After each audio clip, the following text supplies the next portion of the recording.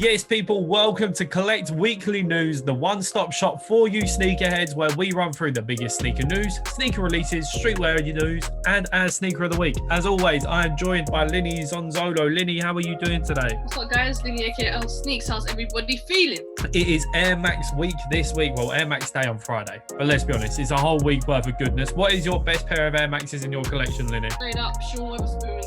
These bad boys right here. Best birthday gift any sneakerhead could ask for. So, I hold them dear to my heart. Keep it short and sweet. I did have a pair of Air Max 1 patterns that I recently sold, so now Sean Weatherspoon has to be my number one as well. Apparently, KLEKT and Sakai could be coming together for an LD waffle. This could be the collaboration of the century, in my opinion. Unbelievable scenes, Jeff. It's a piece of luxury. You know what I mean? I love the detailing, the colors, the neutral color with a bit of pop color as far as orange, the lilac pink. I'm actually really excited for it. And it looks like it could be like a semi-translucent upper rather than the mesh that we've seen on the LD waffle before. But for me, an absolute banger. And moving on from an absolute banger to a hideous looking shoe, in my opinion, that Adidas Yeezy 500 High Frosted Blue. What do you think was going through Kanye's head when he created this shoe? He was cold as hell. That kind of looks hideous. It's not working. No, it's a no from me. It's a definite drop as well. It's a definite drop from me, but from a shoe that's a definite drop to probably a definite cop for spring. We have the Nike Dunk Low Purple Pulse. 2021 is the year of the dunk. Can we see anything overriding this shoe? Probably not.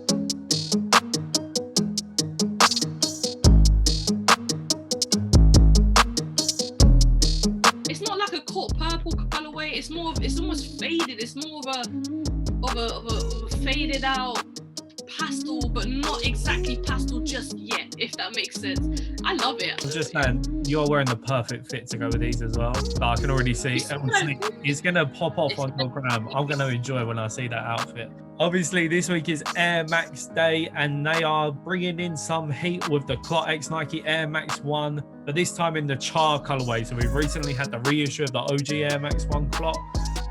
I'm not going to lie, I'm not a biggest fan of this colorway. I prefer the OG, if I'm being perfectly honest. How about you? I'm not a fan of either or. Never really found it exciting or nice at all. Not really pleased to look at either. So. And then last but not least, so Virgil Abloh Pirates did leak the 20, which will be 20 different colorways of dunks. Virgil Abloh instantly rubbished it, saying, you know what, I couldn't design this amount of crap shoes if I even tried.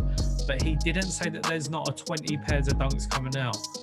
Will you be trying to cop all 20? How difficult are these going to be? It's going to be a myth. Oh my goodness, no. I'll definitely not try and buy all 20. And by the mock-ups, the colorways are okay. Like, I'm going to say probably 5 are okay. And the rest is absolutely rubbish. Rubbish. I actually prefer the Celtic greens out of all the others, you know what I mean? And the Michigans and the University red. They're the ones I'm actually really feeling out of all of them. I don't even think I'd show much interest to there we go. Look at that. Beauty. You know what I mean? Sometimes just keep things limited. This is too much. If Virgil actually does 20, I think that's too much. I know he's done the 10, but it was a variety of models, you know what I mean? Blazers, Presto, whatnot. Doing that is too much. I don't think that's right. I don't think.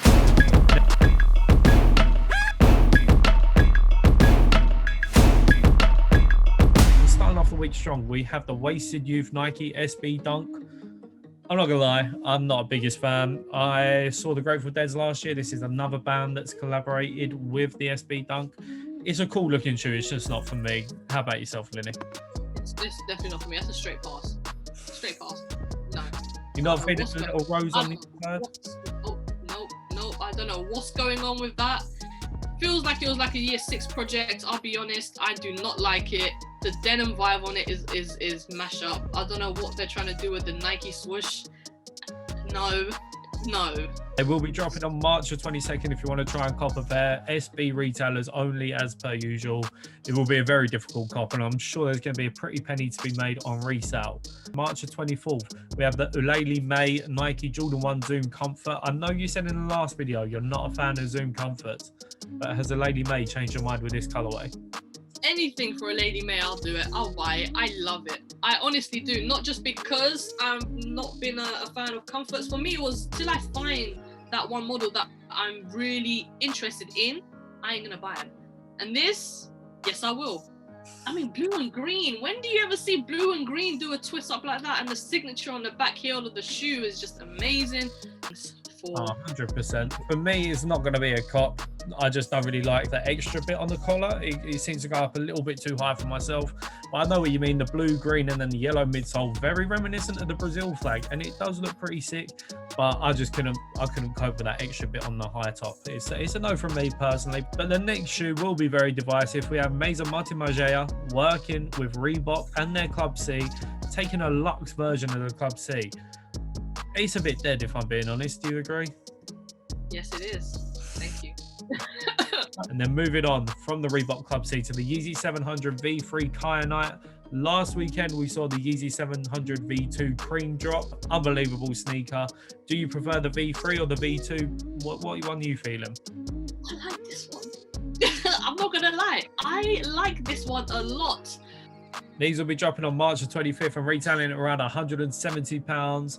You know what? The Yeezy V3s, I do really like them, but I would suggest going at least half a size, maybe even a full size up, because they are mad tight. Like blood circulation being cut off from your feet if you wanted a pair.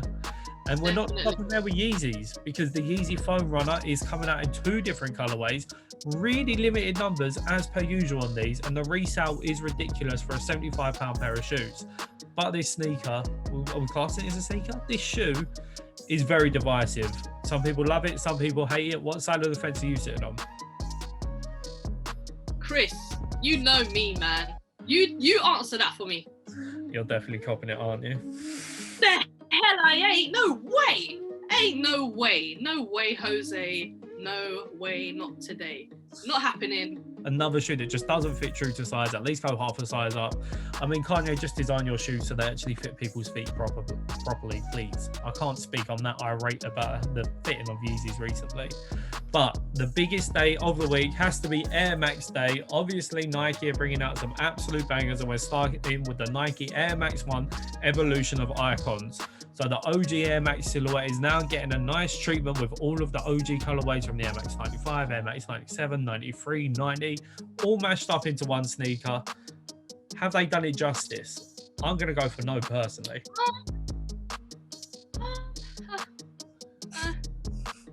I'm a bit on the fence. Like I don't know. It's not you know when you feel just, I don't know. It's a thing where it could have been better. I expected more, I want to say, but you know, at the same time, it's still very nice to look at. It's actually aesthetically really pleasing. So it's a very clean shoe, but when you compare it to the other Air Max Day releases, I just feel like this year is a little bit lackluster compared to other years. But you know what? We're going to give them the benefit of the doubt. Coronavirus, it's going to be difficult to design all these shoes and get them produced and stuff. So let's just give them the benefit of the doubt and hope 2022 is a little bit better for Air Max Day. The biggest release of the week has to be the DQM, the Dave's Quality Meat Nike Air Max 90 Bacon, a reiteration of one of the most classic Air Max 90s of all time.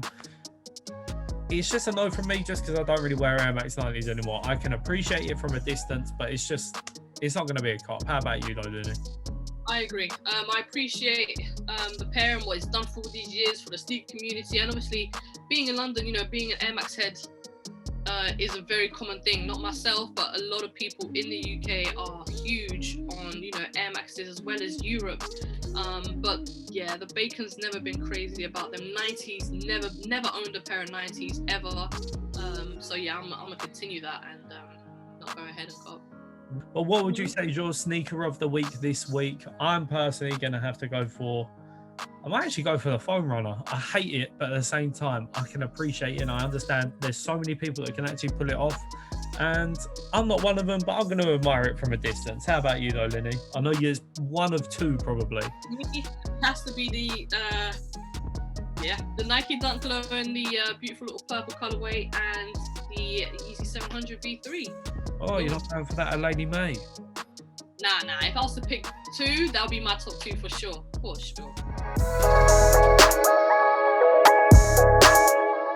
Streetwear news this week has been a little bit quieter, but we still have some absolute bangers. So Stone Island and New Balance announced a collaboration, and it is set to be a long-term partnership between the pair. New Balance have been smashing it recently. Stone Island have obviously recently been bought out. What would you like to see from the pair come together? Cheaper prices. You know what I mean? Listen, we're all a fan of Stone Island and everything that they do. Literally, like from the jackets to the crew necks, hoodies, collabs with Supreme. Like, we're here for it. Just be fairer on the price. So I want to see more like quantity and a fair price for the people then. If I'm being honest, whenever Stone Island used to work with Nike, it never really used to slap that much. It would do well, but it would still sit for a little while. And I see that probably happening with New Balance, but the engineering that goes into a New Balance shoe and the engineering that goes into like Stone Island pieces to make their reflective jackets extra reflective, they crush up glass and then weave it into the thread. Absolutely crazy materials that are used. I see this being like a match made in heaven, but at the same time, the price point will still be ridiculous, unfortunately, Linny.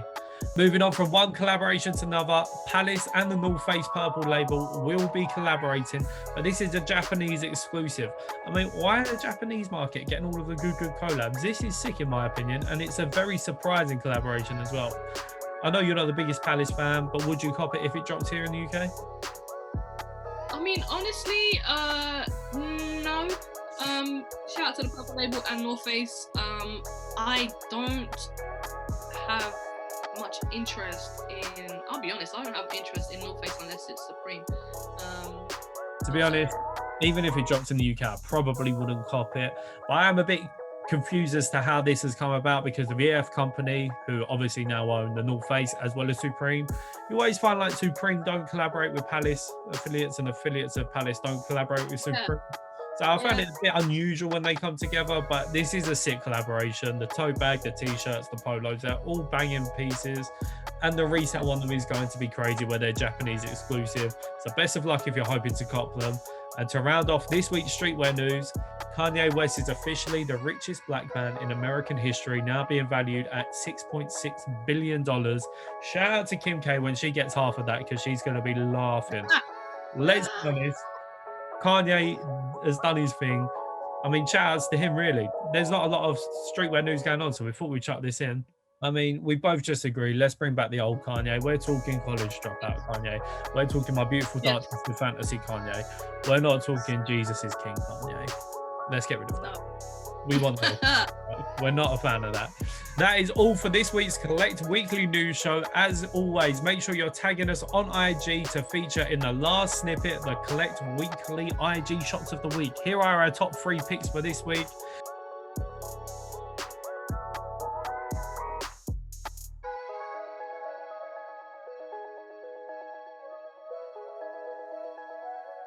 Make sure you hit that like, share, and subscribe button as always.